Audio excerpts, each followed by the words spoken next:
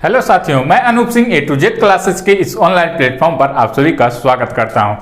इस current affair की श्रृंखला को आगे बढ़ाते हुए आज हम लोग 3 जनवरी का करंट अफेयर देखेंगे कि जो 3 जनवरी का current affair most important current affair है, वन लाइनर करंट अफेयर है, उसको आज हम लोग देखेंगे। और आप लोग ये देख रहे होंगे कि इसका ये जो भी कुछ है आप लोगों को टेलीग्राम पे मिल जा रहा होगा टाइप किया हुआ क्वेश्चन आंसर फॉर्म में, तो वहां से आप लोग उसको पढ़ भी सकते हैं। यहाँ पे आप लोगों को ओरली बता दिया जा रहा है, केवल और केवल वन लाइनर जो वनडे के एग्जामों में पूछा जाता हूबहू वही क्वेश्चन उठा के पूछा जाता है। ठीक है, तो आप लोगों को ये टेलीग्राम पे भी मिल जा रहा होगा, तो इससे आप लोगों को और आसानी होगी। यहाँ पे देख लीजिए और वहां पे जाके एक बार ओरली वैसे पढ़ लीजिए, तो वो आप लोगों के माइंड में क्या होगा, सेट हो जाएगा। ठीक है, तो आइए शुरू करते हैं आज के करंट अफेयर। ये 5 से 10 मिनट का बहुत ही छोटा क्लास है, कभी भी आप लोग इसको टाइम निकाल के देख सकते हैं। ठीक, आइए पहला क्वेश्चन है अमृत भारत स्टेशन योजना। ये अमृत भारत स्टेशन योजना क्या है कि कुछ स्टेशनों को उठा करके, कुछ नहीं बल्कि 1000 छोटे स्टेशनों को उठा करके उसको नवीनीकरण किया जाएगा। उसमें क्या होगा, नवीनीकरण होगा। नवीनीकरण से क्या तात्पर्य है कि 5G नेटवर्क का वाईफाई लग जाएगा और पानी निकासी की व्यवस्था की जाएगी, नालियों की व्यवस्था की जाएगी, मल्टीपर्पज मॉडल का प्लेटफॉर्म बनाया जाएगा, वेटिंग रूम होगा, वेटिंग रूम कैसा, एयर कंडीशन होगा, मतलब कि सब कुछ जो चढ़ने वाला होता है, सीढ़ी वगैरह, वो लिफ्ट वगैरह, सब कुछ मतलब अच्छे क्वालिटी का उसमें बनाया जाएगा। ये इसकी अमृत भारत स्टेशन की योजना है कि मतलब हाई क्वालिटी का स्टेशन बनाया जाएगा 1000 छोटे स्टेशनों को उठा करके। ठीक है, अब आगे देखते हैं जेलियानग्रोंग यूनाइटेड फ्रंट। ये क्या है, जेलियानग्रोंग यूनाइटेड फ्रंट यानी ZUF। ये क्या है, केंद्र और मणिपुर के साथ ये शांति समझौता हुआ है। इस शांति समझौते में क्या हुआ है कि केंद्र सरकार ने एक समिति का भी गठन किया है, जिसमें मणिपुर की शांति को देखते हुए वहां की मतलब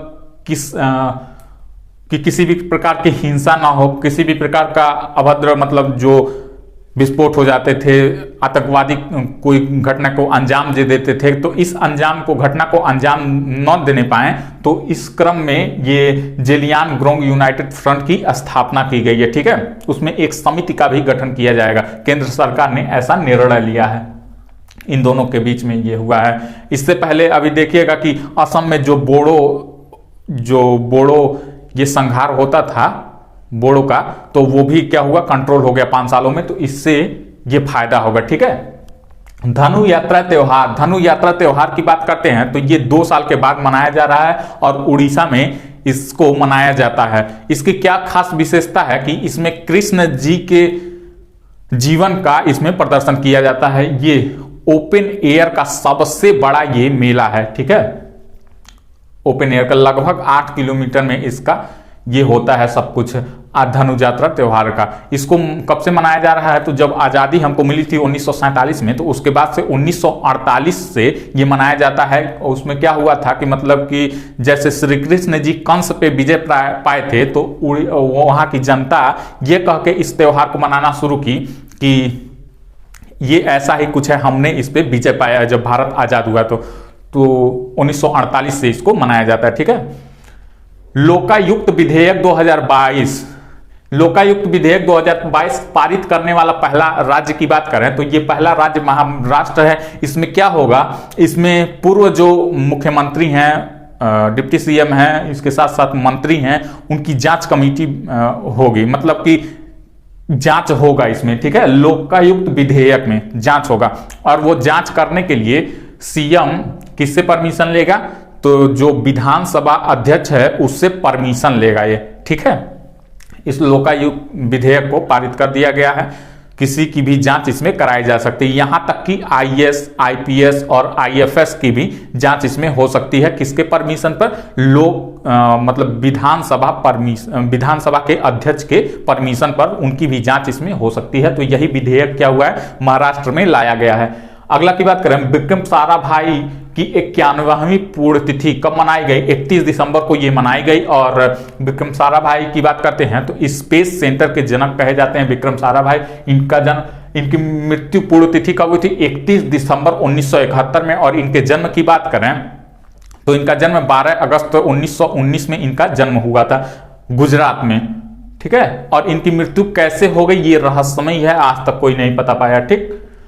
गुजरात मुख्यमंत्री के सलाहकार की बात करें तो गुजरात में अभी हाल ही में चुनाव था, तो गुजरात के मुख्यमंत्री कौन चुने गए? फिर से भूपेंद्र पटेल चुने गए। उनके सलाहकार की बात करें तो उनका सलाहकार किसको नियुक्त किया गया है? तो हसमुख आधिया को उनका सलाहकार नियुक्त किया गया है।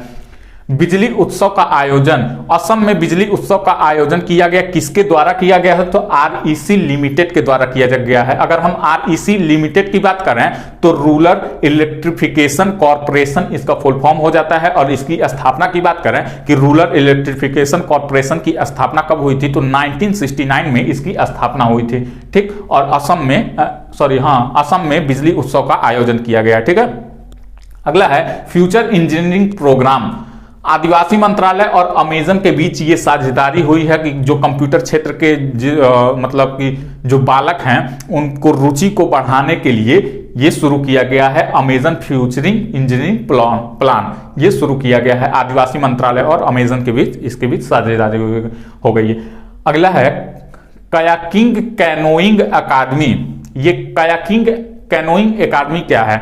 ये टिहरी उत्तराखंड में इसकी स्थापना हुई है। कौन स्थापना किया है?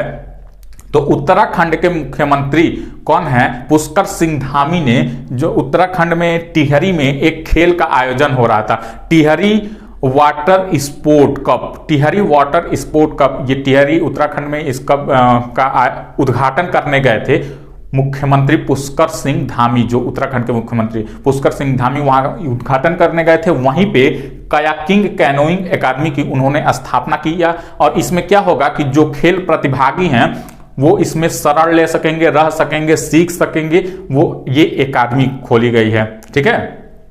उसमें कुछ भी चीज जाकर के प्रैक्टिस कर सकेंगे, वहां पे रह सकेंगे, सभी व्यवस्थाएं इसमें की जाएंगी, ठीक। KR गौरी अम्मा नेशनल अवार्ड की बात करते हैं तो यह नेशनल अवार्ड तमिलनाडु द्वारा दिया गया एलिडा गुएरा, जो कि क्यूबा की रहने वाली हैं, पहली बार ये दिया गया।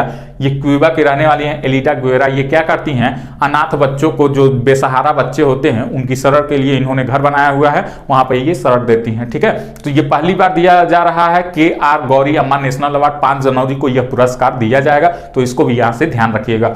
अगर हम पहली मेट्रो सेवा की बात करें तो बांग्लादेश ने अपनी पहली मेट्रो सेवा शुरू की है। बांग्लादेश की प्रधानमंत्री शेख हसीना ने बांग्लादेश की राजधानी ढाका में कहां से कहां तक, किस स्टेशन से किस स्टेशन तक शुरू किया है? तो दियाबारी से अगरगांव तक। ये 2 स्टेशन है, दियाबारी से अगरगांव ढाका में है, तो वहां से वहां तक ये शुरू किया गया है बांग्लादेश में पहली बार मेट्रो सेवा को। विश्व रैपिड शतरंज चैंपियनशिप, हमने देखा कल ही क्वेश्चन में कि ये कजाकिस्तान में इसका आयोजन हो रहा था और नॉर्वे के कार्लसन ने इसमें स्वर्ण पदक जीता था। चौथी बार वो विजेता रहे थे, चौथी बार उन्होंने स्वर्ण पदक जीता था। और इसमें भारत की सविता श्री ने कांस्य पदक जीता है, ठीक है। तो ये भी यहां से मोस्ट इंपॉर्टेंट हो जाता है। अगला है खान पर्यटन को बढ़ावा देने के लिए 8 इको पार्क का निर्माण किया जा रहा है। किसके द्वारा किया जा रहा है? तो कोयला मंत्रालय के द्वारा ये 8 इको पार्क का निर्माण किया जा रहा है। आप लोग वैसे ही खान क्या होता है, खानों में क्या होता है, कोयला मिलता है, तो वहां से ये ट्रिक के साथ इसको ध्यान कर सकते हैं, ठीक। लेकिन ये देखिएगा 8 इको पार्क है, कुल कितना है? तो 8 इको पार्क का इसमें उद्घाटन किया जाएगा, निर्माण किया जाएगा। अगला है महान फुटबॉलर पेले का निधन हो गया।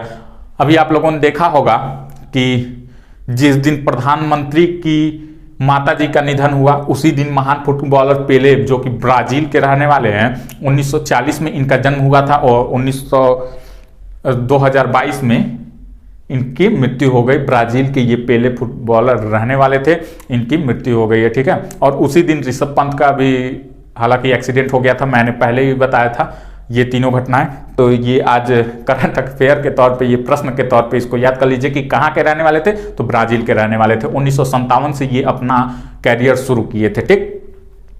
ये तो हो गया आज का करंट अफेयर जो कि मोस्ट इंपॉर्टेंट था। ऐसे ही प्रतिदिन आप लोगों को 5-10 मिनट की ये क्लास मिलती रहेगी आप लोगों को, ठीक है। अगर वीडियो आप लोगों को अच्छी लग रही हो तो वीडियो को लाइक कीजिए, शेयर कीजिए, और अभी तक जिन्होंने भी इस चैनल को सब्सक्राइब नहीं किया है वो इस चैनल को सब्सक्राइब कर लें। धन्यवाद साथियों।